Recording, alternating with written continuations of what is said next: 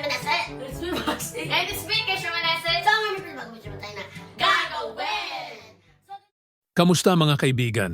Ngayong araw, bibigyang pugay natin ang isang napakatalented na kabataang Pilipino na sumikat sa mundo ng social media, si Sammy Manese.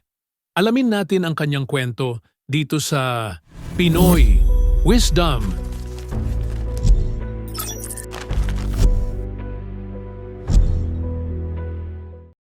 Si Sammy Manese ay isa sa mga pinakakilalang kabataan sa social media.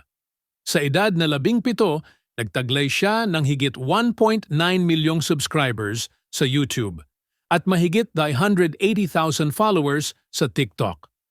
Kilala siya sa kanyang mga nakakatawang skits, makeup parodies at mga lifestyle videos na nagbigay ng saya at inspirasyon sa kanyang mga manunood.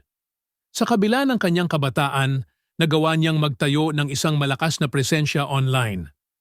Ang mga video ni Sammy ay naging viral at patuloy na pinapanood ng milyon-milyong tao.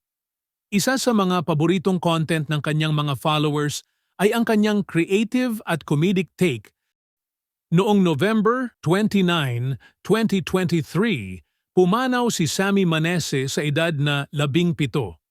Ang balitang ito ay kinumpirma ng kanyang kapatid na si Bea Manese sa pamamagitan ng social media.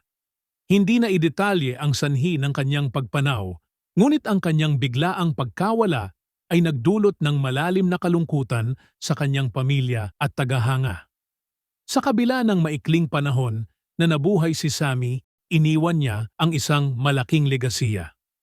Ang kanyang mga video ay patuloy na nagbibigay saya at inspirasyon sa maraming kabataan na nagnanais maging content creator din.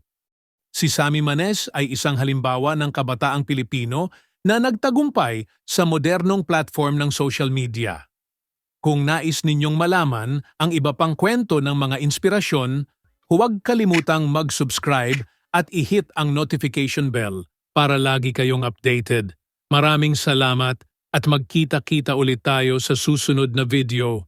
Dito lang yan sa Pinoy Wisdom!